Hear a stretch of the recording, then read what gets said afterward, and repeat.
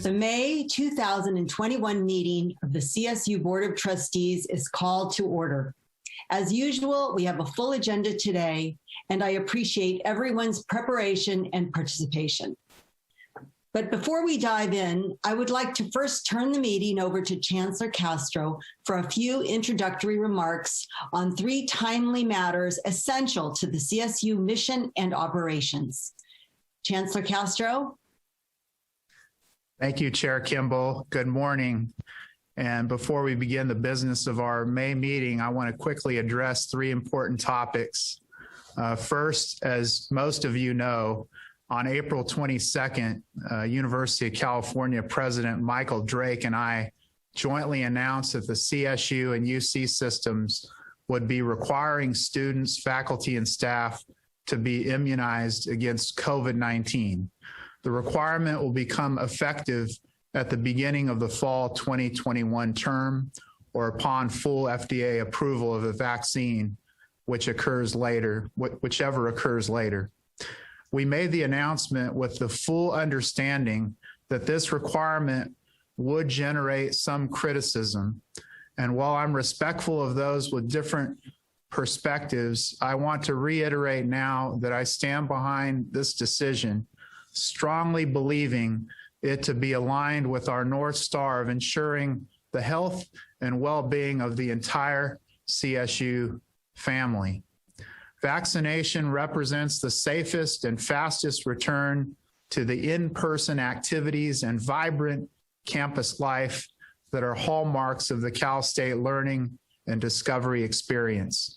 And importantly, it is a critical step that the CSU and UC collectively, a higher education community more than 1 million people strong, can take to bring the pandemic to an end.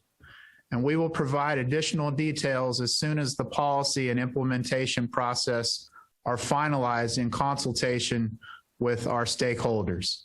The policy will allow for students, faculty, and staff to seek exemptions based on medical or religious grounds.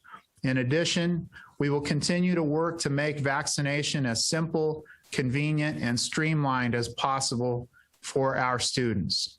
Chair Kimball will discuss some of these initiatives later in the meeting. Second, I want to take a moment to address a matter that is of critical significance and concern to many of you, and that is CSU investment in companies associated with fossil fuels. I want you to know that it is of significance and concern to the CSU as well. Sustainability more broadly is a part of everything that we do. It's reflected in our building practices and across our operations, from facilities management to housing and dining and waste management. It's embedded in our academic programs. In addition to offering specialized degrees and minors in topics related to sustainability and climate solutions, CSU campuses are integrating climate and sustainability courses across all academic disciplines. And currently, more than 4,500 sustainability-related courses are offered system-wide. Campus as a Living Lab or CALL programs provide grants for initiatives that give students a hands-on learning experience while simultaneously addressing a campus facility or operational sustainability goal. Opportunities for multidisciplinary research exist at more than 65 sustainability-related academic institutes or research centers at CSU campuses, as well as marine labs and field stations. And importantly, it is reflected in how we manage the CSU's investments. Sustainability considerations have been codified in our master investment policy since 2017. And I'm extraordinarily proud of the CSU's commitment to sustainability in all of these areas. And consistent with this commitment, the CSU's Investment Advisory Committee has always weighed environmental considerations as a matter of course, and this continues to be a priority. To that end, Chair Kimball and I have been in communication with the committee, its chair, Trustee McGrory, and Chancellor's Office staff. And we have agreed that it is an appropriate time to again carefully analyze these important investments, assessing their risk factors and making a prudent, fiscally sound, investment-based decision on the appropriate direction to take, one that is aligned with both our fiduciary obligations as stewards of these resources and our longstanding commitment to sustainability. And I ask that the Investment Advisory Committee report its decision to this board at the November 2021 meeting. Finally, last Friday, Governor Newsom announced his May revision of his 2021-22 state budget proposal, and it represents extremely positive news for the CSU. The revision includes a $74.4 million increase in recurring funds for general operating costs. This is over and above the $111.5 million proposed in January. The $185.9 million total increase in recurring funds represents a 5% increase to our operating budget. An affirmation of the administration's continued commitment to the February agreement reached with Pro Tem Atkins and Speaker Rendon to fully restore $299 million in recurring cuts to our base budget. Of course, this agreement must still be codified into the final budget agreement in June. Also, $150 million in one-time federal funds for deferred maintenance, infrastructure, and energy efficiency projects. This is in addition to the $175 million in one-time state funds proposed in January for a total of $325 million for these projects, and a $433 million one-time increase to convert Humboldt State to California's third polytechnic higher education institution. Board action on this proposal will occur at a future meeting. And also the revision includes $25 million in recurring funds for additional operating costs associated with Humboldt operating as a polytechnic. A $25 million one-time increase as well for a national Hispanic serving institution equity innovation hub at CSUN to help prepare students, especially underrepresented students, for careers in the science, technology, engineering, and mathematics fields. And I want to thank President Beck and Vice Chancellor Salinas for their excellent work on this exciting initiative. I'm extremely grateful for the governor's significant and forward-thinking reinvestment in the CSU.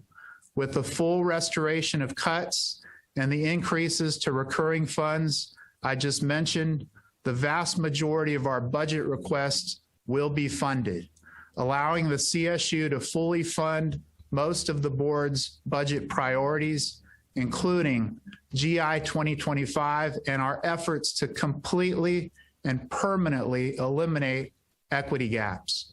The significant support of Humboldt State and the CSUN Equity Innovation Hub bear special mention and gratitude and are reflective of the state's broader needs for equitable workforce development, specialized academic programming, and research in the STEM fields, statewide priorities that are aligned with our own.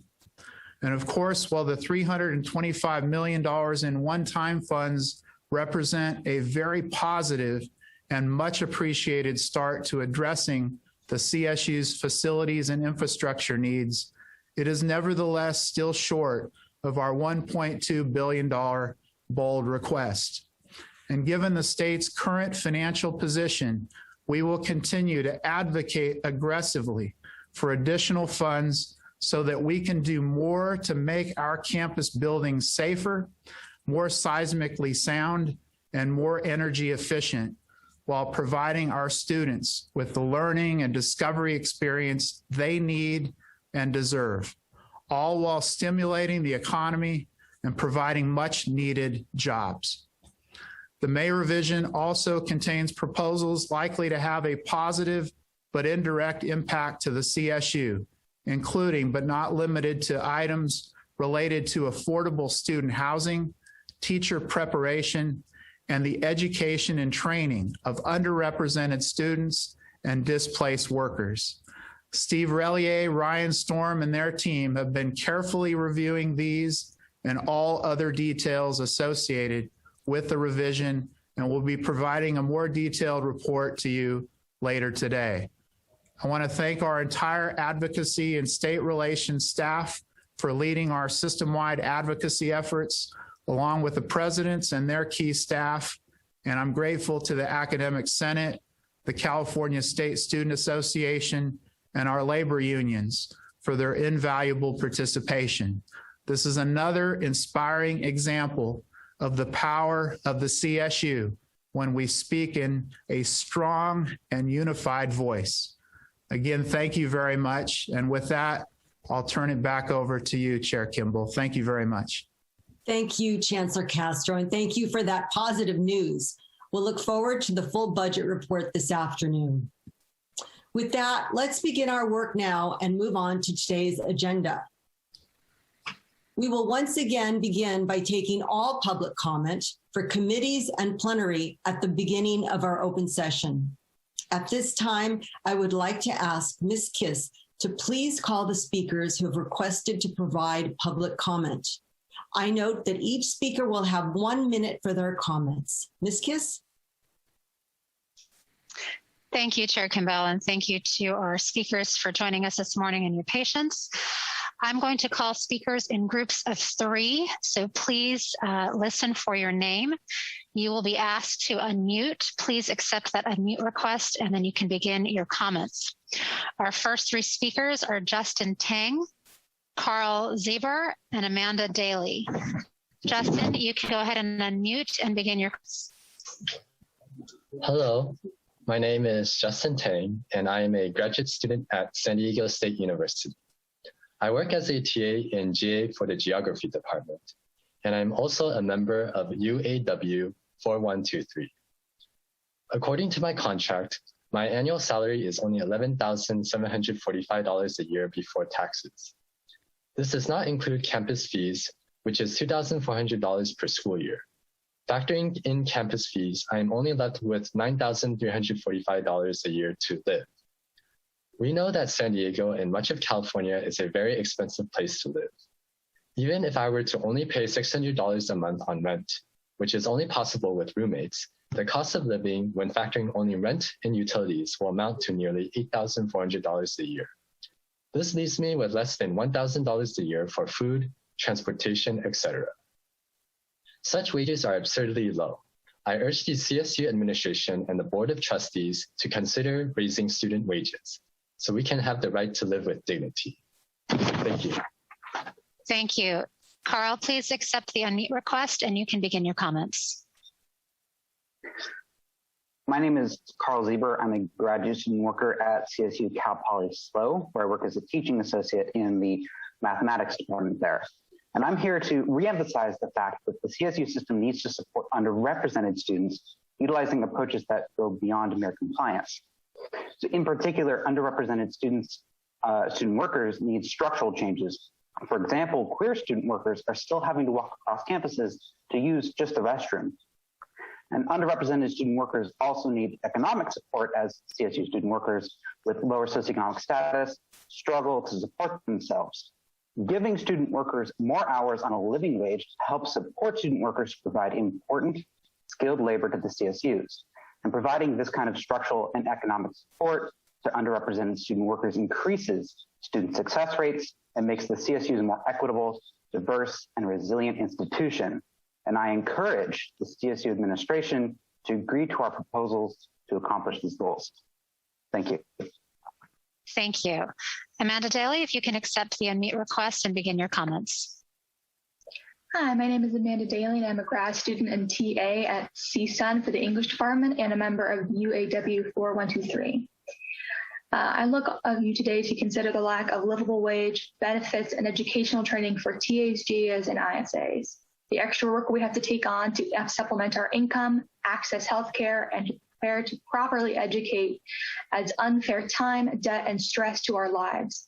This is detrimental to our well-being and can negatively impact the learning environment of all students.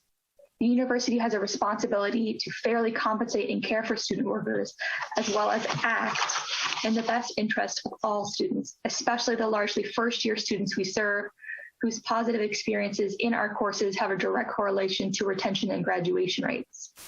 As a long-time credentialed educator, I know that proper support of educational workers like us will raise not only our boats, but the boats of our fellow and future students. These demands are reasonable and achievable, which the university will benefit from. Thank you. Thank you. Our next three speakers, please. Maya Bornstein, Oliver Tripp, Christopher Pasqua. Maya, if you can accept the unmute request and please begin your comments. Thank you. My name is Maya Bornstein. I'm a graduate student at Cal State Northridge, where I work as a teaching associate for the English department, and I'm a member of UAW 4123. In my position as a TA, I make just over $7,000 a year. This would be a tiny fraction of the salary I'd need to live comfortably in any city, except that I also pay $6,000 to $7,000 a year in tuition. As academic student workers, we are essential in fulfilling the CSU's mission of retaining students and getting good graduation rates. But we can't serve our students' needs under the financial stress of working multiple jobs. Any system that acts entitled to our important labor, takes our tuition money, and refuses to pay us a livable wage is fundamentally broken. And when you give 30% pay increases during a pandemic to CSU executives who already make hundreds of thousands of dollars a year, and then tell us there's not enough money in the budget for us to pursue our work and our studies with peace of mind, we see that's not true. The academic student workers need a livable wage and guaranteed tuition remission now. Thank you. Okay, Oliver Tripp, if you can accept the unmute request and please begin. Hi, my name is Oliver and I'm a student at SFSU. I work as a teaching associate for the Communication Studies Department and I'm a member of UAW 4123. I and many others in my department have had to pick up extra jobs on top of TAing because our wages are not enough to cover rent, let alone also food. Many of us have had to work one job during the week, one at night, and one on weekends just to get by. We make below the federal poverty line in the most expensive city in the country. Our jobs as TAs respect the importance of doing well in school, but other jobs do not. Because I've had to work multiple jobs to afford basic needs, my academics have suffered the consequences. I chose the CSU because of your focus on careers in teaching, but the low wages mean that in order to get this experience, I have to put PhD programs and my future career at stake just to survive. I urge the CSU administration and Board of Trustees to take our food and housing security into account.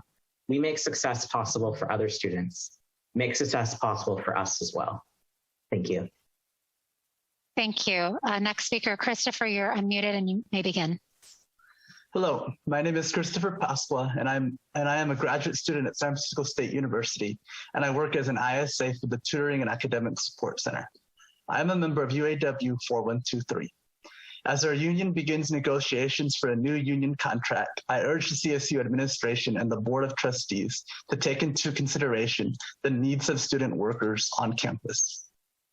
According to research from the MIT Living Wage Calculator, workers in California need to make nearly $19 an hour to make ends meet. In reality, our current wages are insufficient, forcing many of us to work multiple jobs and go into debt. In addition to the economic benefits, the living wage will also help us academically and lead to higher graduation rates at all campuses.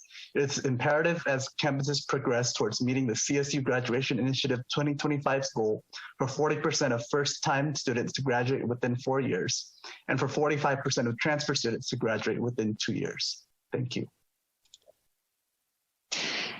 Thank you. Our next three speakers, Noah Eisel, Alexandra Carillo, and Elizabeth Hannigan.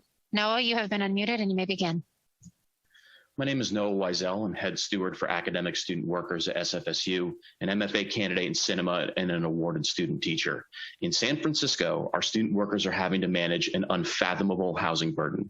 So you might expect me to talk about wage increases so that students can keep up with their rent, but I'm not, because that's a no-brainer. You all see it. You all know this needs to be addressed. What isn't obvious is this. So many of our student workers don't know they have the protections of our union. Students are mistreated, get overworked, go unpaid, are asked to pay for their own job training. And not only do they not know that these are contract violations, their departments and colleges often don't know either because our access is limited. We must have mandatory union orientations at the start of all new appointments. Digital access must be as robust as physical access, as this past year has taught us. And administrators at the campus, college, and department level must stop being misinformation spouting roadblocks. This is core level stuff. We hope you will support such measures in the coming negotiations. Thank you. Thank you. Alexandra, if you can accept the unmute request and please begin your comments. Hello, my name is Alexandra Carrillo, and I'm a graduate student at San Jose State University. I work as a teaching associate for the English department, and I'm a member of UAW 4123. I began the San Jose State Creative Writing MFA program in 2019 and was hired as a TA the following year. I've had to take out nearly $20,000 in loans every year that I've been enrolled to cover the cost of living in the Bay Area. I share a one-bedroom apartment with 2 other people, and my wages do not even cover my third of the rent each month. Many other student workers have the same difficulty paying for a place to live because they earn so little working on campus. Student workers are an essential part of the university, and we need to be paid a fair wage that reflects the amount of work we put in. My union starts negotiations soon. Student workers need wage increases, and I encourage CSU administration to agree to our proposals to accomplish that. Thank you. Thank you. Elizabeth, if you can please accept the unmute request and you may begin your comments. All right, hello, my name is Elizabeth Hannigan. I'm a graduate student at Chico State, where I've worked as a TA for several semesters for the anthropology department, and I'm a member of UAW Local 4123. Throughout the 2 years that I've worked as a TA in my department, it has become a common practice that supervisors immediately dismiss any student worker concerns and respond with hostile communication. I know my experiences are not unique, and that countless student workers throughout the CSU system are consistently met with hostility when trying to seek fair treatment and pay through their academic jobs. Not only does hostile behavior from supervisors affect a student's mental health, but it can also impact their academic career outside of the workplace. After I expressed concerns of being overworked, my supervisors ignored me and attempted to get a college-level dean to reprimand me. Furthermore, these supervisors now choose to ignore me in academic settings. My union starts negotiations soon. Student workers need protections from a hostile work environment, and I encourage the CSU administration to agree to our proposals to accomplish that. Thank you. Thank you. Our next 3 speakers, Peter Yule, Isabel Zecwa, and Amanda Hernandez. Peter, you may begin. Good morning. My name is Peter Yule. I'm a graduate student in the computational science program at San Diego State University, where I work as a TA in the math department and as a member of UAW 4123. As a TA in a joint doctoral program, I have access to healthcare, as I am offered the necessary appointment to receive benefits as an academic student worker in the CSU. This is not the case for most TAs at my campuses or other CSU campuses across the state. This pandemic over the last year has shown that access to healthcare is critical, and the CSU needs to ensure that the student workers are not left out. Thank you. Thank you. Isabel, if you can accept the unmute and please begin. Hi, my name is Isabel Zecwa. I'm an undergrad chemistry student at CSU Channel Islands, an instructional student assistant for the Learning Resource Center, and a member of UAW 4123. University students are a historically oppressed group within academia. An exhibit lies in this meeting itself. A majority of student workers aren't able to attend due to finals taking place this week, and the CSU uses this to further inhibit us from demanding the labor rights we deserve. We need higher wages and more working hours. I know several ISAs that need to take additional off-campus jobs to be able to make ends meet. This dynamic causes financial debt, physical and mental strain. Considering that amidst this pandemic, the CSU has been able to give pay raises to higher administrative officers while also laying off faculty and staff, we know that there are sufficient funds within the CSU, but they are being distributed in a reprehensibly greedy way. Student workers are starting negotiations for a new union contract. I urge the CSU admin and the Board of Trustees to take into consideration the needs of student workers on campus and agree to a fair contract that underlies the valuable contributions that we make to this university. Thank you. Thank you. Amanda Hernandez, if you can please accept the unmute request and you may begin your comments. Thank you. Hello, my name is Amanda Hernandez, and I'm an undergraduate student at CSU Northridge, and I work as a tutor at the Learning Resource Center, or LRC, and I'm also a member of the UAW 4123.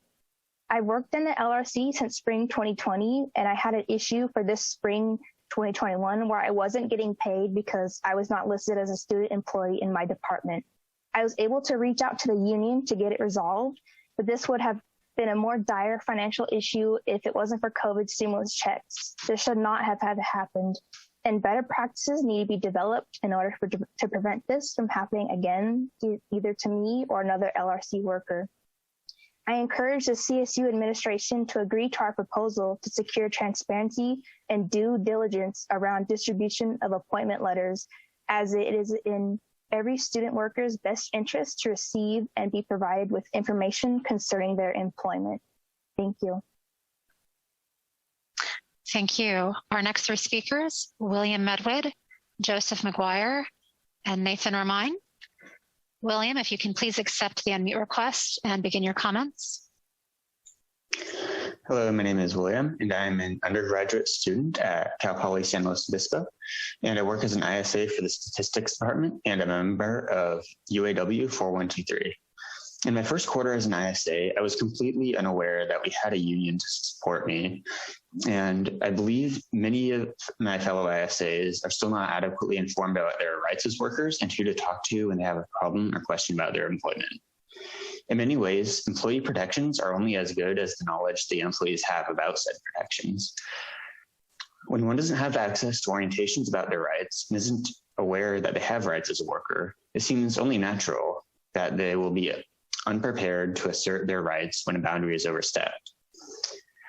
When our negotiations start soon, I encourage the CSU admin and board of trustees to agree to our proposals to better inform student employees about our agreed upon rights. Thank you.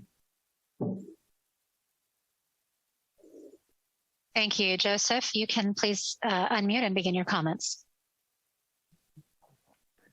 Hello, my name is Joseph McGuire. I am a TA at Cal Poly SLO, where I'm a graduate student in math and a proud member of UAW 4123. Previously, this is where I worked as an ISA for 3 years. When I was hired, I was told next to nothing about my job or any rights that had been secured for me by my union. My employer hadn't even told me that I was represented by a union. As graders, tutors, and SI leaders, we represent the CSU to the tens of thousands of students that the CSU serves. And yet the CSU does not afford us the same basic orientations and union education that are common for any other classifications in the CSU. As my union begins contract negotiations, I ask the CSU to expand union access and union orientations to every student worker. Thank you. Thank you. Nathan, if you can please accept the unmute request, you may begin your comments. Hi, my name is Nathan. I'm a graduate student at CSUN, and I work as an instructional student assistant for the Learning Resource Center. I'm also a member of UAW 4123. As an instructional student assistant, my hours are capped at 20 a week at a wage of $15 an hour. Those limits restrict my access to employee-covered benefits and make it extremely challenging to live in Los Angeles. Returning to pursue a graduate degree was such a hard decision precisely for those reasons that I would have to give up a job that provided some medical and financial security. It's a trade-off that I don't believe needs to occur. I know that other students share the same concerns, and the additional stress and insecurity that comes from having to cobble together multiple low-paying jobs on and off campus impacts our ability to excel at our studies and take care of our loved ones. As student workers begin negotiations for a new union contract, I urge the CSU administration and the Board of Trustees to consider the needs of student workers and agree to a fair contract that reflects the valuable work that we do on behalf of students and faculty at the university. Thank you. Our next three speakers are Rebecca Perels, Jess Hodling, and Brandy White. Rebecca, if you can please accept the unmute request and begin your comments. Good morning. My name is Rebecca Perels, and I am a member of UAW 4123. I am also a grad student at Cal State Long Beach, where I work as an ISA for the Learning Center. Prior to that, I was an ISA at Cal Poly Pomona for 3 years as an undergrad. In the past 4 years, I have yet to see anything be done by the CSU administration to guarantee a minimum number of hours for academic student employees. I have watched as coworkers list a full 20 hours of availability per week, hoping that an on-campus job will be enough just to keep themselves afloat financially while still getting to focus on their classes. But when the semester starts, they end up with 2, maybe 3 hours a week. A week. That is not enough. As student workers begin negotiations for a new union contract, I encourage the CSU administration and the Board of Trustees to consider this issue and agree to our proposals to guarantee student workers a minimum number of hours per week. Thank you. Thank you. Jess, you may begin your comments. Good morning. My name is Jess Hodeling. For 3 years, I have been a graduate student and worked as a TA in the anthropology department at Chico State. And I am a member of UAW 4123. In my many semesters of working as a TA, my coworkers and I have been taken advantage of by supervisors who repeatedly and callously dismissed any concerns that arose. Hostility and bullying behavior by supervisors is common within the CSU system, and it is worsened by the unbalanced power dynamics at play when supervisors and student workers interact academically beyond the workplace. For example, when I raised concerns about consistently working time over without pay, not only were my questions ignored and myself and my coworkers sent to the dean to discuss a labor issue, but my supervisor, who is also my academic advisor, dropped me as her thesis student with no warning. We need preventative measures to stop this abusive, exploitative, and toxic behavior from occurring, but we also need options for recourse that are enforceable when these issues arise. As negotiations ensue, I urge the CSU administration to consider this issue and find actionable ways to eliminate supervisor hostility in the workplace. Thank you. Thank you. Brandy, you may begin your comments. Hello, my name is Brandy White. I'm a graduate student at SDSU, and I work as a TA in the biology department, and I am a member of the UAW 4123. When I went into preterm labor last fall and had my baby 11 weeks early, I was told I needed to keep working until the department could find a replacement TA because it was not fair to give my workload to other TAs. This caused me great mental distress for the weeks it took to find a replacement.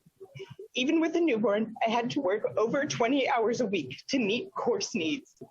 I was disappointed that a contingency plan for substitute TAs was not in place, even during a pandemic.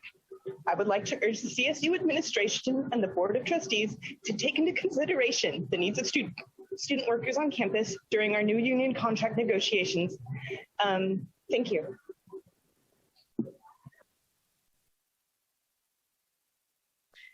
Thank you. Our next speakers are Lark Winner, Robert Hogg, and Drew Scott. Lark, if you can please accept the unmute request and begin your comments. Good morning. My name is Lark Winner, and I'm a graduate student at Cal State San Bernardino, where I am pursuing a master's in public administration and work as an ISA, and I'm a member of UAW 4123. The CSU prides itself on being accessible to non-traditional students like myself, a single mother of 3 young boys who returned to school to finish my degree in order to improve my career opportunities. On-campus jobs are ideal for many students as the schedule supports your academic success, and this is especially true for non-traditional students like myself. The other necessary component that supports academic success is a living wage from our labor, but this is entirely lacking in our current contract.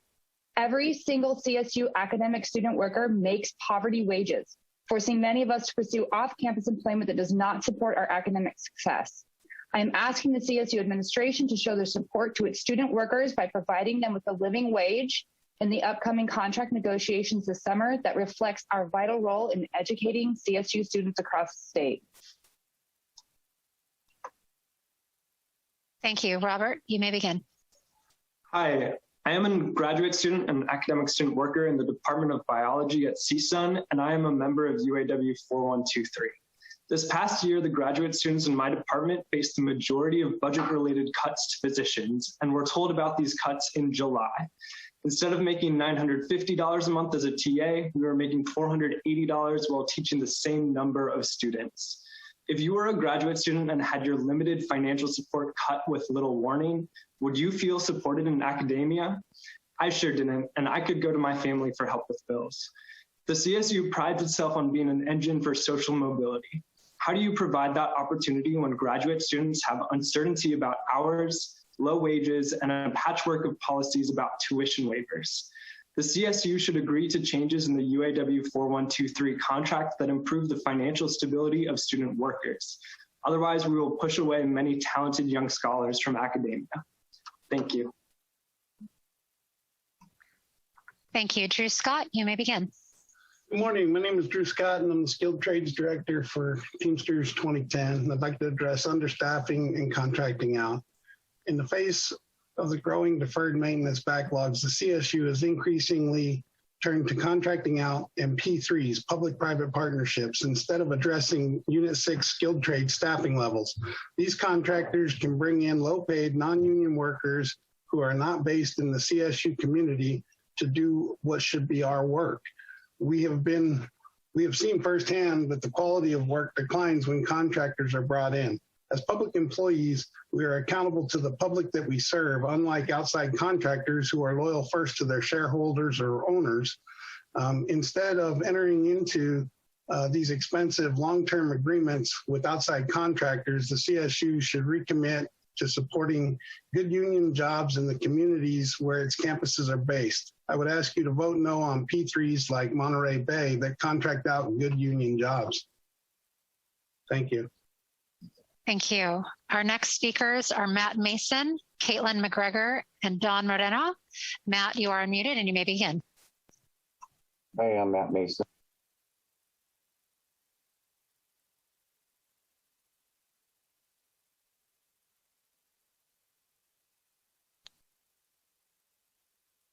Matt, I think you muted yourself again. If you can please unmute and you can go ahead and restart your comments. I apologize. No worries. Yeah, I'm Matt Mason. I'm a steward and a member of Teamsters Local 2010 Unit 6 bargaining team. And when the COVID-19 pandemic hit, our Unit 6 skilled trades members were among the first to be designated as essential workers, and we were expected to continue to come into work despite the risk to ourselves and our families.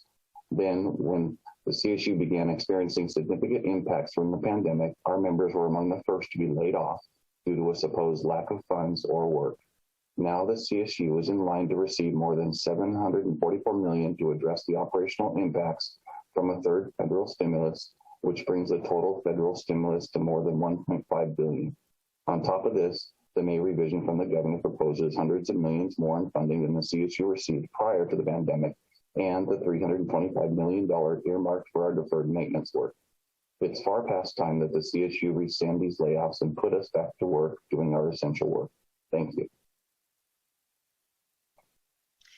Thank you. Caitlin McGregor, you please accept the unmute request and you may begin your comments. Hello, my name is Caitlin McGregor and I'm a graduate student at CSU Northridge. I am a teaching associate for the biology department and I am a member of UAW 4123.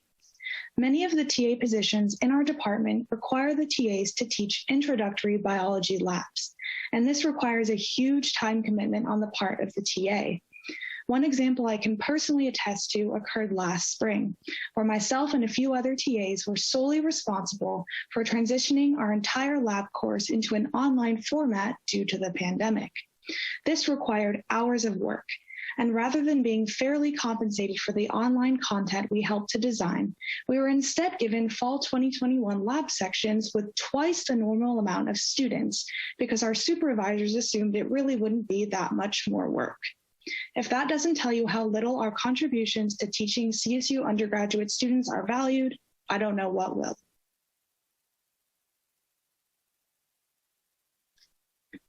Don Moreno, you may begin. Good morning, Michelle, Board of Trustees and guests. My name is Don Moreno. I'm a Unit 5 Vice Chair representing CSU EU. I'm talking about campus safety today. The new COVID safety guidelines coming from the CDC last week was welcome news for our country. Fully vaccinated people can now return to their life routines, unmasked without fear, becoming infected of spreading the virus. However, and this is a huge however, The CDC also said local business and workplace guidelines may still require masks and 6 feet distancing, plus other safety measures. This is important to highlight for those of us who have worked through the pandemic on the front lines as groundkeepers, custodians, or health clinic assistants. We face higher risk of exposure being on campus, but receive no hazard pay. We look forward to reviewing the CSU new policy on vaccination requirements. The reality is less than half of California are fully vaccinated. Areas of high contact, like repopulated university campus, will need regular safety assessments. As campuses repopulate, it is critical that the Cal OSHA standards remain in place. Employers are required to develop and implement a COVID prevention program. Workers have a right to work in a safe and healthy workplace, and we must stay involved in identifying hazard and providing ideas for solutions. And may you all have a blessed day. Thank you. Thank you. Our next speakers are Megan Ruggiero, Robert Eccles, and Diane Blair. Megan, if you can please accept the unmute request and begin your comments. Hello, my name is Megan Ruggiero. I am an ISA at CSU Channel Islands and a nursing undergraduate. When I started tutoring, I worked for both the Learning Recreation Center and the Writing and Multiliteracy Center. This semester, I decided to cut ties with the WMC. One of my problems was the way that their training was structured.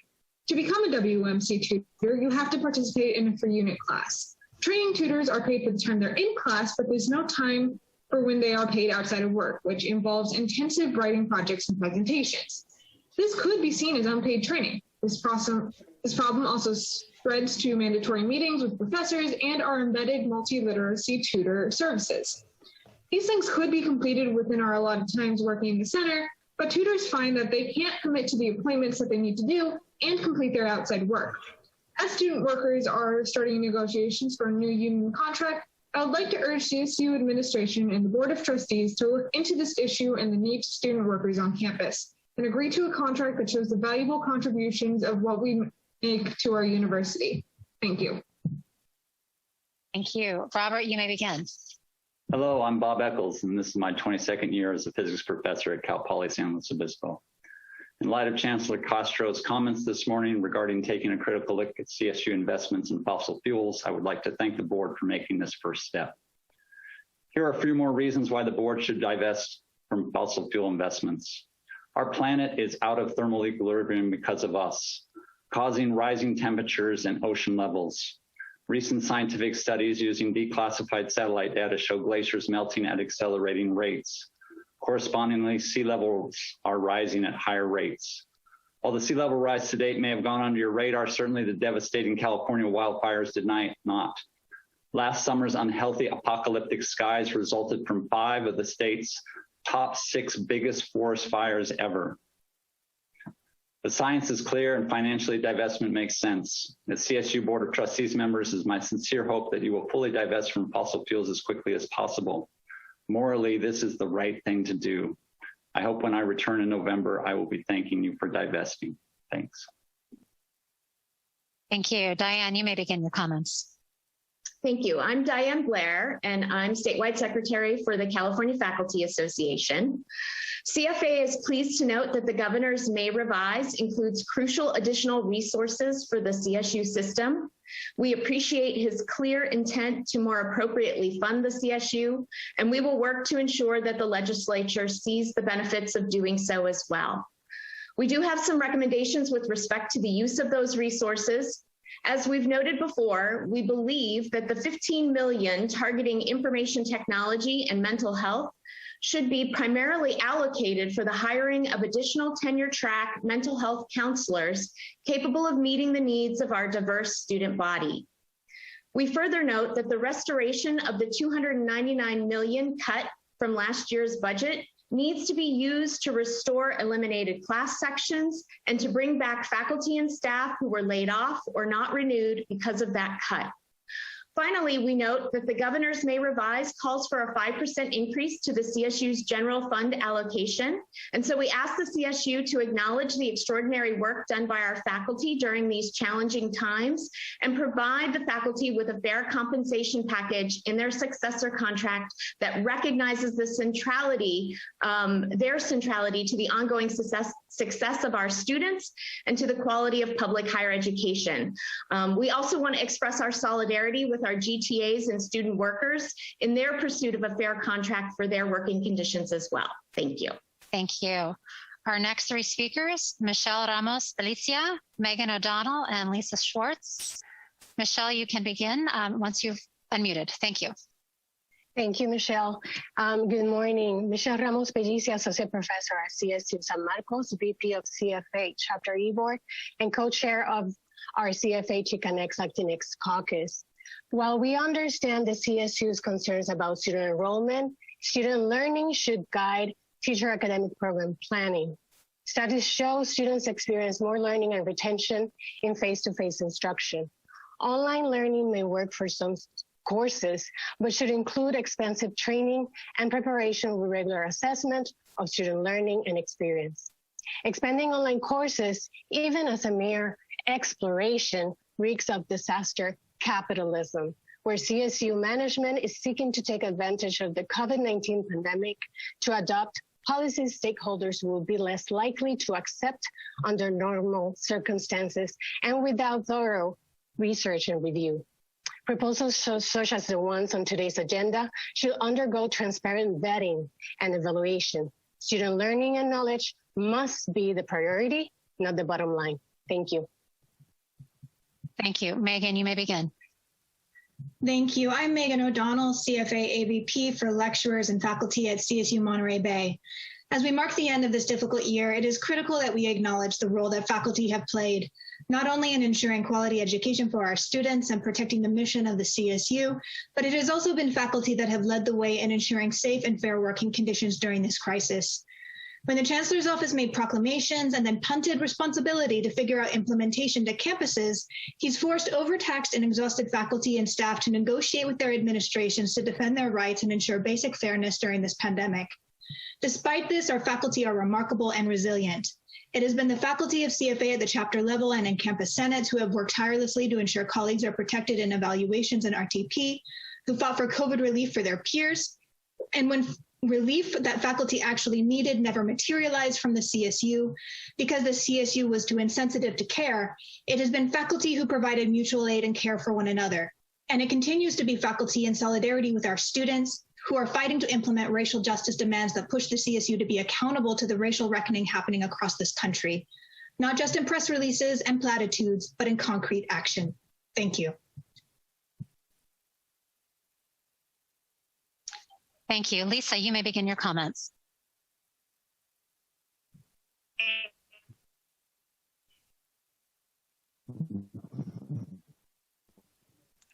Hi there, my name is Lisa Schwartz from Cal Poly SLO, and I wanted to thank you so much, Chancellor Cal, who's been a part of this extremely exciting, all that over 100 invested from investments in South Africa in protest of apartheid in the 1980s.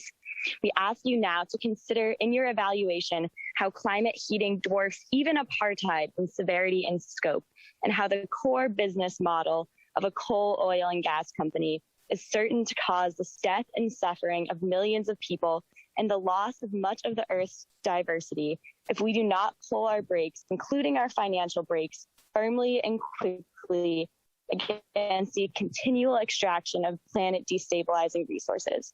Many financial heavyweights, including the World Bank, Bank of England, and HSBC,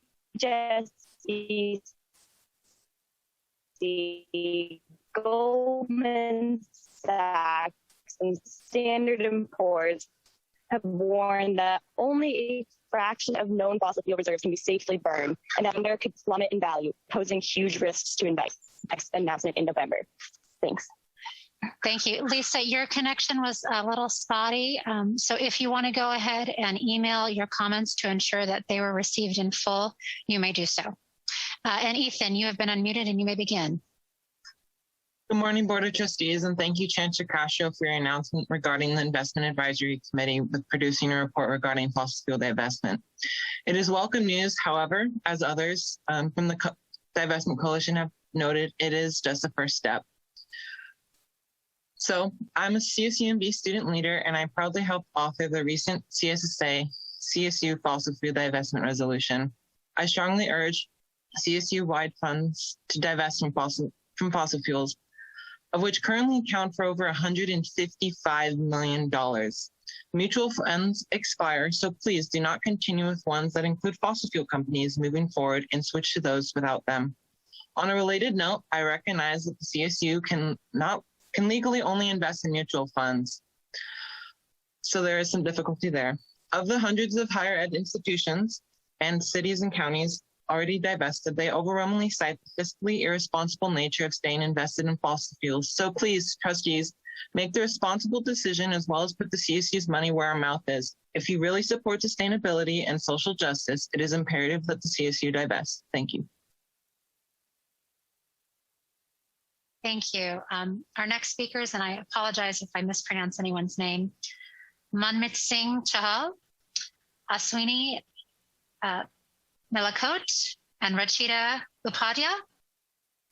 Manmeet, if you can please accept the unmute request and begin your comments. Yeah, thank you. My name is Manmeet, and I'm a student leader from Cal Poly San Luis Obispo, Northern Chumash Lands.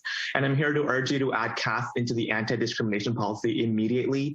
Caste is an exclusionary system determined by birth and that assigns you spiritual purity and is prevalent here in the US, including on CSU campuses.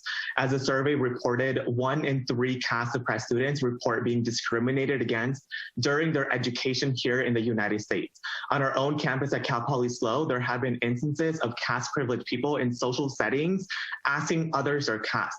And some of us students right now here are facing death threats and outright being called terrorists for speaking up against caste silence and caste impunity. The CSU has promised a safe and welcoming learning environment, and we ask you to center caste-oppressed people facing extreme risk after being outed at the public CSSA hearing. As the Board of Trustees with the responsibility of protecting us, listen to the students here today, add caste as a protected category, and end the exploitation and indentured servitude of student workers. These are not mutually exclusive. Thank you. Thank you. Sonia, you've been unmuted and you may begin. Thank you. Hi, my name is Ashwini. I'm a student, but don't feel comfortable disclosing my campus. I'm speaking in regards to the resolution passed by CSSA to make caste a protected group.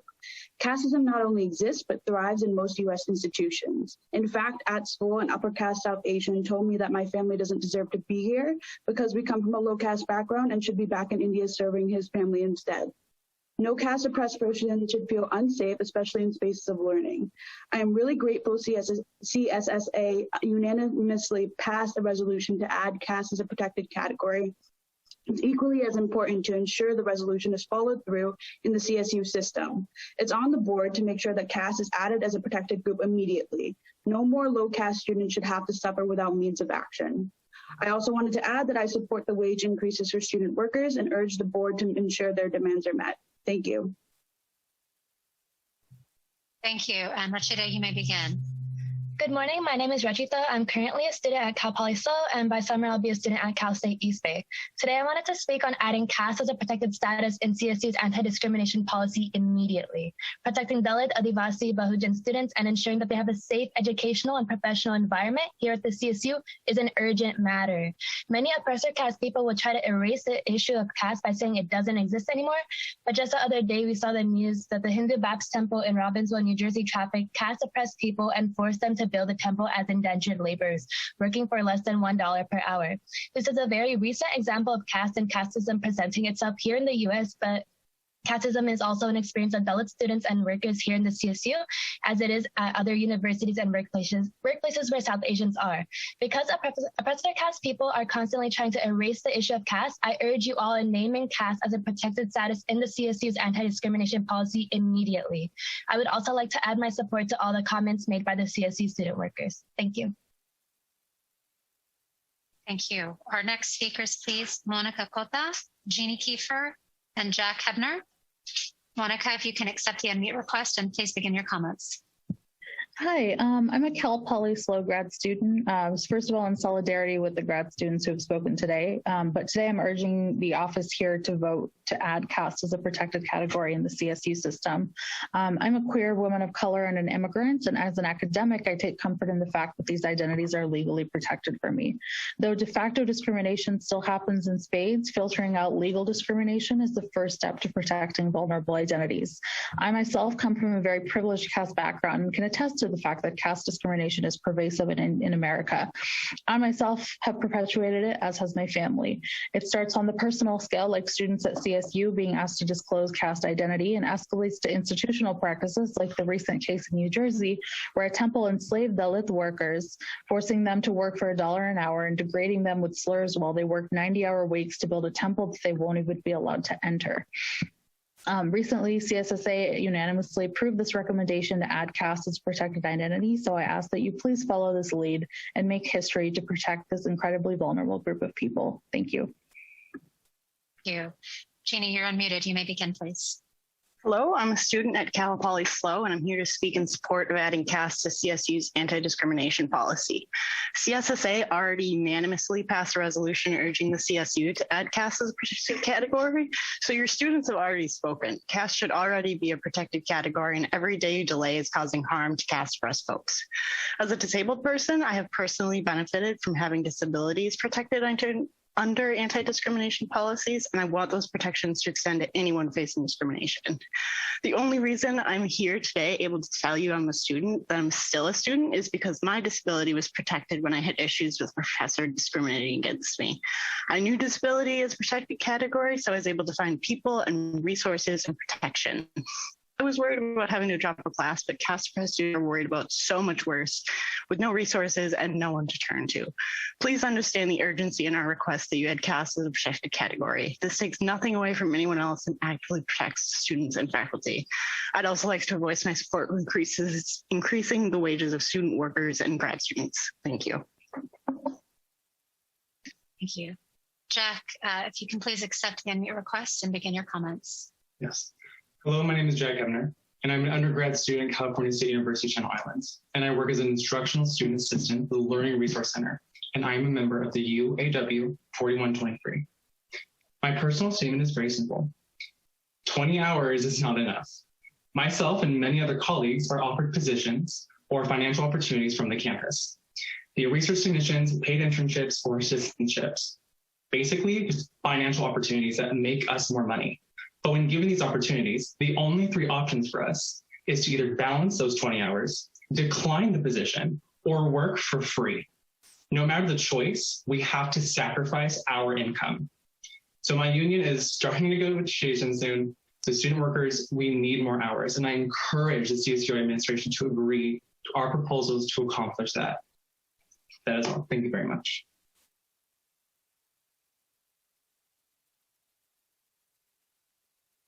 Thank you. Our next speakers, please, Sharon Elise, Carlos Davidson, and Juliana Gutierrez. Sharon, you may begin. Good morning. I'm Sharon Elise, Associate Vice President for Racial and Social Justice South for CFA. It is graduation time, and what a year it has been. Even as we faculty struggled with anxiety and trauma, we confronted the reality of students who had to learn from home, but could not work from home because they labor in service and retail industries. We celebrate them today. The student who lost 3 family members to COVID, the student who learned she has bipolar disorder this year, the student who came out as transgender, the student who shared they were spit upon on a public street because they are Asian, the student who marched in protest for the first time because Black Lives Matter, the students who showed up to class and showed their faces on screen, the students who didn't share their faces on screen for a variety of good reasons. This year, CSU faculty are graduating our most resilient class of Californians ready to contribute valuable skills and insights to the state. They remind us why we do this teaching thing, and they inspire us. And that is also why I close with a statement of solidarity with the student workers whose stories have moved me so much on this hearing. Thank you. Thank you. Carlos, you are unmuted and can begin your comments. Thank you, trustees. I'm an emeritus professor at San Francisco State. You have an important opportunity coming up to help address climate change. I would like to urge you to divest the CSU, SWIFT, and TRP funds from fossil fuel companies.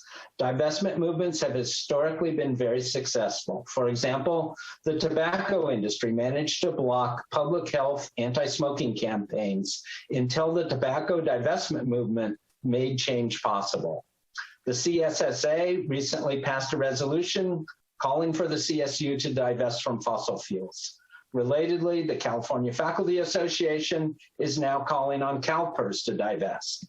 If the CSU divested, it would be joining the UC system, the Vatican, and over 1,100 other institutions.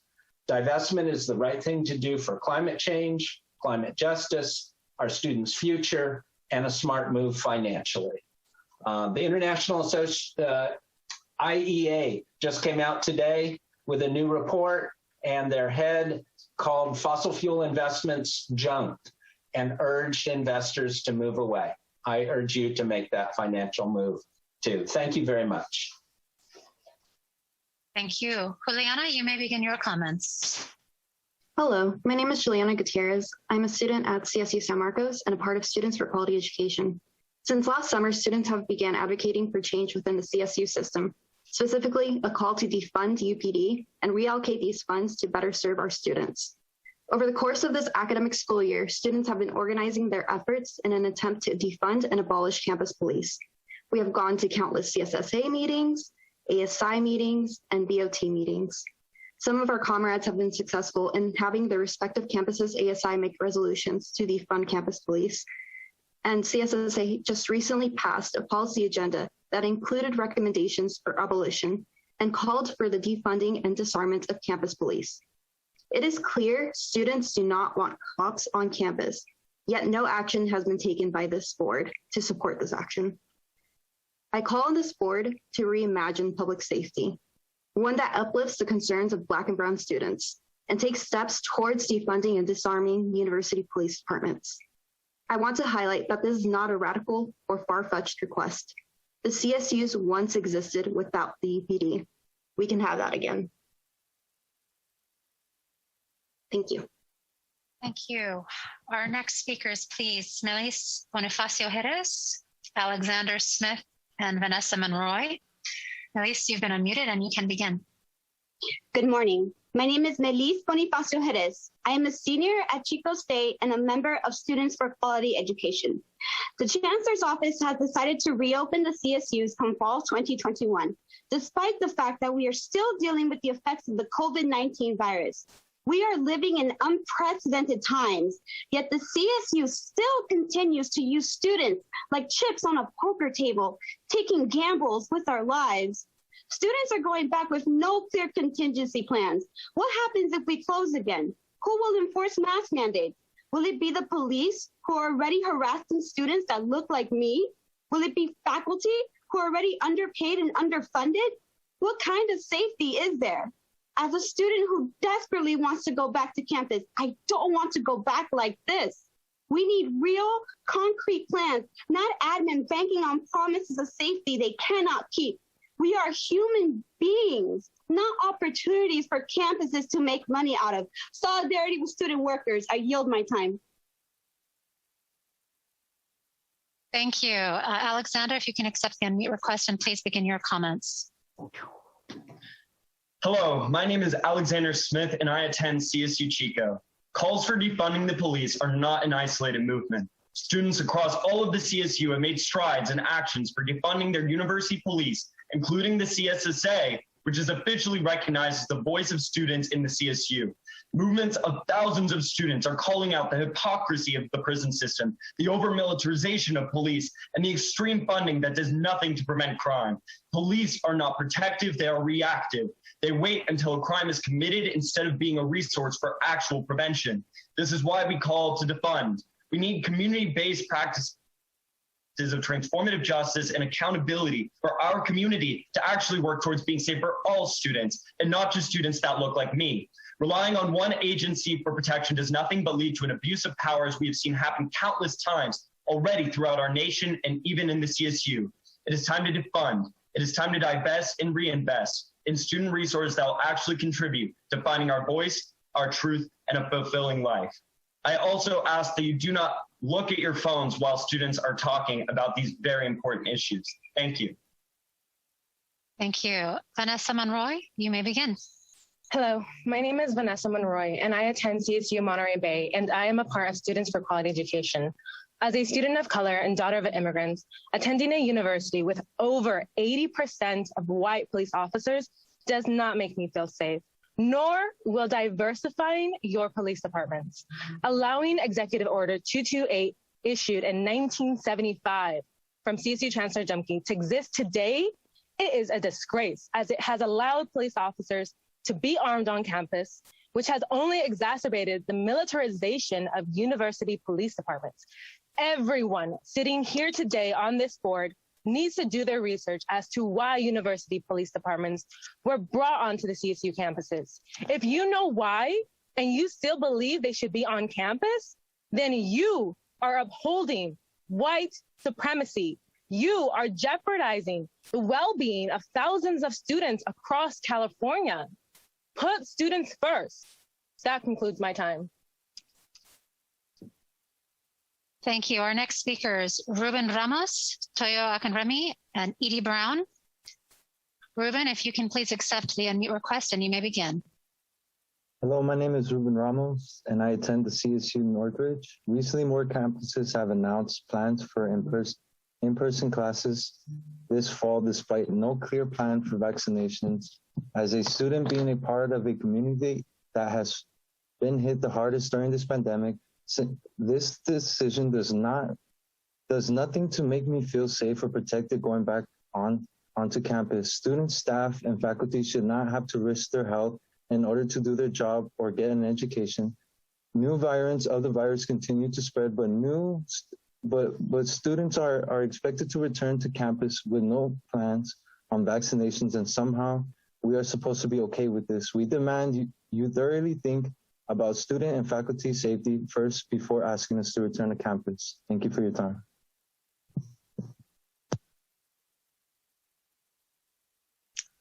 Thank you. Toyo, if you can please accept the unmute request and begin your comments. Hello, my name is Toyo Akinremi, and I attend California State University San Bernardino, and I am here with Students for Quality Education. Recently, it has been announced that the CSUs will reopen, with many classes being in person starting fall 2021. But what they have forgotten to announce is their plans on how to keep everyone safe, on how they will ensure the mask and vaccine mandate. Students are scared of two terrifying options. One is the CSU not investing in the community's health and making an effort to keep everyone safe, and the other is over-policing and terrorizing us, especially when we know that people of color will face the brunt of this deadly force. This lack of planning and organization does not make me feel safe or protected going back onto campus. Students, staff, and faculty should not have to risk their health in order to do their job or get an education. We demand you thoroughly think about student and faculty safety first before asking us to return to campus. Please care about your students' lives more than their tuition money. Thank you for your time. Thank you. Edie Brown, you may begin your comments. Thank you. Good morning. My name is Edie Brown. I'm the president of Academic Professionals of California, representing Unit 4. Today, I want to talk about the May budget revise released last week. It outlines some priorities such as closing the equity gap, improving time to degree completion, and increasing California resident undergraduate enrollment. To Governor Newsom, where is the CSU staff in your plan? Because your budget doesn't mention us. These priorities cannot happen without professional academic staff found in APC. To Chancellor Castro, when the CSU receives these funds, don't forget the professional academic staff in Unit 4 is how those priorities will be accomplished. To campus presidents, it's time to recognize that the Unit 4 staff already in place on your campuses have done a phenomenal job. Unit 4 staff have never stopped serving students since the pandemic began. They have kept students in class and excelling on so many fronts because of the work that they do for the CSU and your campuses. As for the vaccine mandate, I would like to remind the Chancellor that this must be bargained with unions and the statewide leadership. before you can implement the plan. As of this date, we have not seen a policy, but we look forward to the opportunity to negotiate it when it's ready. Thank you.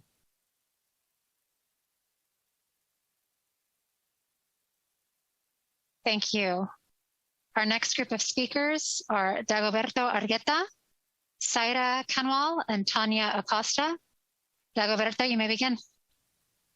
Good morning, trustees and Chancellor Castro. I'm Dagoberto Argueta, Vice President of the Academic Professionals of California, representing Unit 4.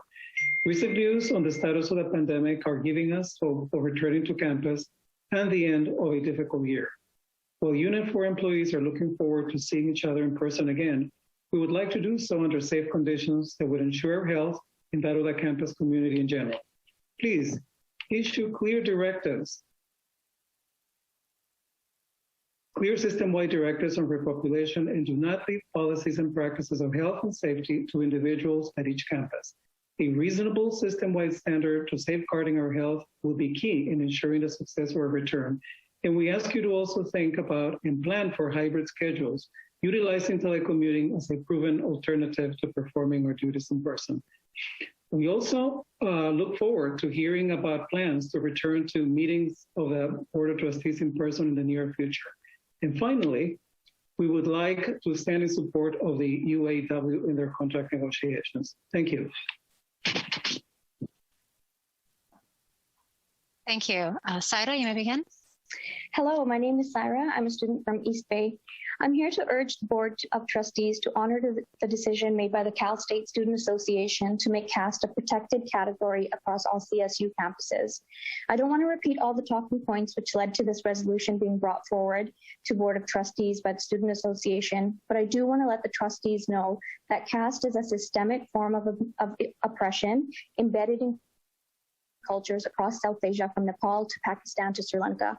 It knows no regional boundaries and manifests in all major South Asian religious cultures. It also exists on CSU campuses due to the university's large South Asian populations.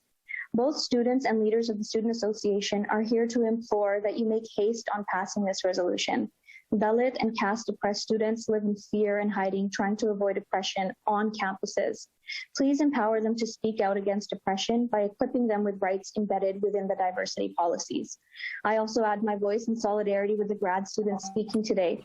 Their struggles and the struggles of caste oppressed people who are exploited for their labor are not mutually exclusive. Thank you. Thank you. Tanya, please accept the unmute request and begin your comments. Hello, my name is Tanya Acosta. I attend CSU Fresno, and I am part of the Students for Quality Education. Since last summer, students across the country and within the CSU system have made calls to defund campus police and support student services, specifically mental health and resources for Black and Brown students.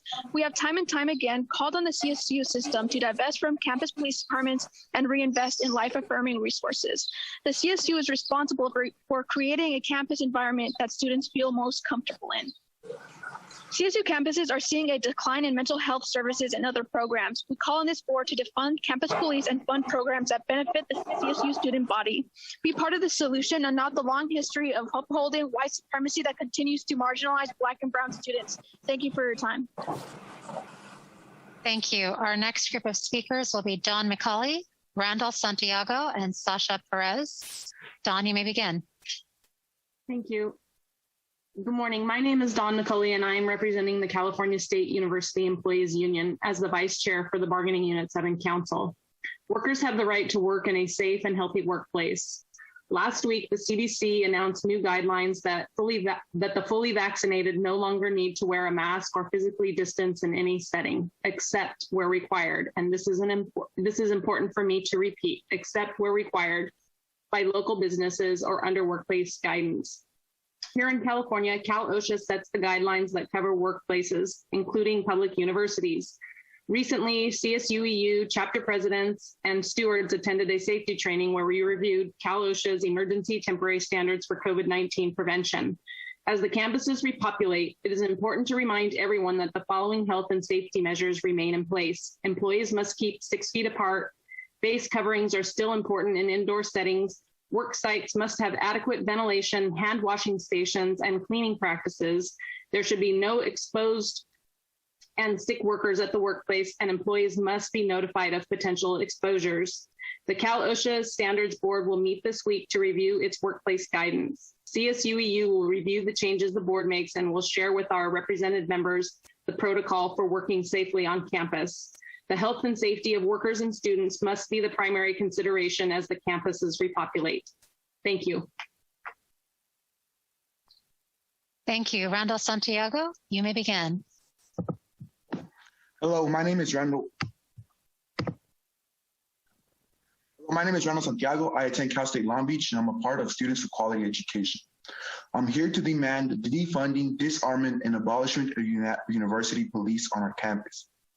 When we demand to defund campus police, we mean that the funds going toward cops need to gradually decrease and be reinvested into student services, especially for marginalized students. When we demand the disarmament of campus police, we need campus police to get rid of military-grade weapons that disproportionately targets Black, Indigenous people of color. When we demand the abolition of campus police, we demand safety and security. As one of the strongest supporters of our campaign, Dr. Angela Davis says, safety and security requires education, housing, jobs, art, music, and recreation. The funds currently directed towards police departments, campus police, ICE, jail, prisons, and immigration detention facilities could give our communities racial, gender, and economic equality. I would also like to share that I stand in solidarity with the comments made by the CSU Student Workers Union. Campus police officers can be employed with large budgets, but our grad students can't. That is ridiculous. Thank you. Sasha, you may begin.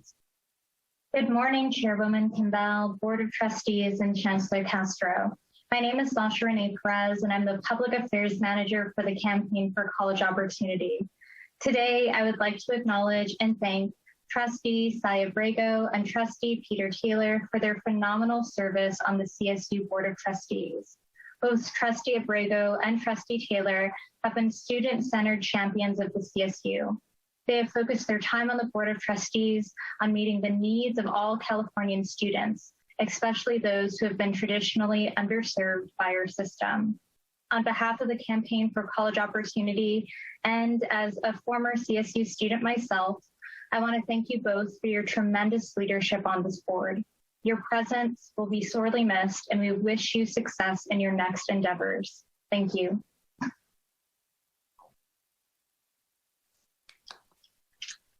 Thank you. Our last group of speakers today will be Kevin Weir, Rich McGee, Jessica Westbay, Tony Spraggins, and Tessie Reese. Kevin, you have been unmuted and you may begin. Good morning, I'm Kevin Weir, CFA Vice President and Chair of Bargaining. On Friday last week, the CFA bargaining team met with the Chancellor's representatives. We continue to be disappointed with the lack of sensitivity of your representatives, whose ubiquitous response to our fact-based and solutions-driven proposals remains a simple and unilateral no. Your team is unwilling to address systematic concerns on behalf of parenting faculty, Black, Indigenous, and faculty of color. So much for the lovely words espoused by management around diversity, equity, and inclusion. Beyond this, your team continues to propose insensitive changes to our contract, the most recent of which puts up unnecessary barriers to the exercise of bereavement leave and reduces access to family care and medical leave in the middle of a pandemic. It is beyond my comprehension the workings of the mind that dreamed up such take-back while faculty and our families are literally suffering through the bereavement process in caring for family who are ill and at risk of death. In other news, the tremendous efforts that we, the faculty, put forth during the past 14 months must be recognized and it must be compensated. On Friday, the CFA team passed a comprehensive salary proposal that recognizes the heavy workload of the past year, as well as other problems with the salary structure. We have faculty who suffer low starting salaries, faculty who experience salary inversion and compression, and others who feel a stagnant salary and face a future with no further prospects for promotion or in-range progression. And we propose a working group on race and gender pay gaps, that which we know exists but can be difficult to identify and remedy. Our compensation proposal is fair, it is just, and it recognizes the incredible amount of work that we performed to keep this institution afloat and to ensure the graduation of the classes of 2020 and 2021, an historical achievement. Thank you, Kevin. If you could please we look forward to improving the tone and collaborative spirit of collective bargaining over this economic proposal, as well as our non-economic proposals. And in this, we are in solidarity with our UAW siblings. Thank you. Thank you. Rich McGee, you may begin. For 14 months, the CSU has been fully operational, even though most staff are telecommuting. This pandemic has demonstrated that telecommuting is both successful and preferred by many employees. The UC system and the state of California itself permit and encourage employees to telecommute when possible. Chancellor Castro, we need your permission to allow telecommuting to continue once students return this fall. Many campuses announced that telecommuting will end when we return to campus. Why? Telecommuting reduces pollution, telecommuting lessens the carbon footprint, and telecommuting reduces traffic. Most importantly, telecommuting provides additionally critically needed parking spots for students. Chancellor Castro, in your opening remarks a few hours ago, you said that sustainability was embedded within the CSU structure. Nothing would further demonstrate your commitment to this sustainability than a system-wide telecommuting policy. Please, Chancellor Castro, direct all campus administrations to continue telecommuting by adopting a system-wide policy that both permits telecommuting when possible and encourages its use. This could be accomplished today upon your directive at absolutely no cost to the CSU. Now is your moment to lead by example. Thank you. Thank you. Jessica, you may begin your comments. Thank you. Good morning. I'm Jessica Westbay, Vice President for Representation for the CSU Employees Union, serving units 2, 5, 7, and 9. This past year, CSUEU has worked closely with the Office of the Chancellor, as well as individual campuses, navigating issues we have never faced before. The priority of our union is always to ensure the campus community is safe for all and that staff is treated with care and respect. The Chancellor's announcement of a COVID-19 vaccination requirement for students and employees made headline news, but nearly 1 month later, we do not yet have a policy to review. The university has an obligation to negotiate with employee unions on the impact new policies might have on working conditions or terms of employment. This is a massive administrative project for the CSU. We're talking about collecting, recording, and securely storing data to track vaccination status of potentially 1 million individuals who come onto our campuses. A recent CSUEU survey found 2 in 3 of our represented members are vaccinated or planning to get vaccinated. We will use all resources available to us to identify what concerns or issues the 1 in 3 unvaccinated might have to ensure their employment rights are fully protected. It took all of us coming together to push through a catastrophic pandemic. We urge the Chancellor to continue expanding communication channels with CSU labor groups as the university looks at implementing a historic policy that crosses into complex realms of religious beliefs, unique medical conditions, and personal ideologies. Thank you. Thank you. Tony, you may begin your comments. Praise the Lord, everybody. I'm Tony Spraggins, Chair, Bargaining Unit 7, CSUEU, and I'll be speaking on the value of telecommuting. I would like to share with you what the state of California says on its website to promote a telework policy for its workforce of nearly 250,000.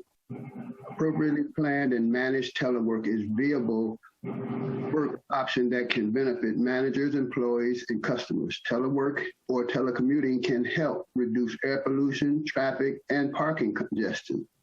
CSU should have a system-wide policy governing telecommuting. There should be established guidelines to help campuses craft reasonable and forward-looking telecommuting policies. As things stand today, 23 campuses in the Chancellor's office move at their own pace, identifying standards for who, under what situation, may be eligible to telecommute. Employees are subject to personal preferences of individual managers. This leads to a hodgepodge of disparate systems for managing something that impacts the university system-wide. Maximizing employment productivity to produce the best services to meet operational needs of the university. The University of California has a system-wide telework policy for its campuses. It can be done. Our union is prepared to work with you to build and support a new model of work at the CSU. This is no turning back. There is no turning back. Thank you, Tony. If you could please conclude your remarks. We have seen that quality, efficient work should not be tied to the office cubicle. Thank you. Thank you. Our final speaker, Tessie Reese. Good morning, Chancellor Castro, trustees, campus presidents, and Zoom participants.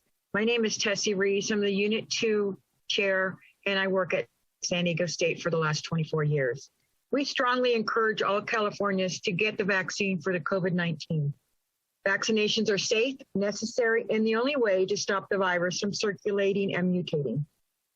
When it comes to the CSU issuing a mandatory vaccination, there are many, many questions and concerns we have. Our union wants to make sure that employees' privacy concerns are met. We want qualifying exemptions based on medical religious grounds to be respected. We want medical information to be used in a responsible manner. We want to make sure consequences for non-compliance are clear. And we need a better understanding of how the vaccination requirements will apply to those who work from home or those who work a hybrid schedule both on campus and off campus. We'd like to see the continuation of telework. This past year has shown the work of many, many support staff can be performed off campus.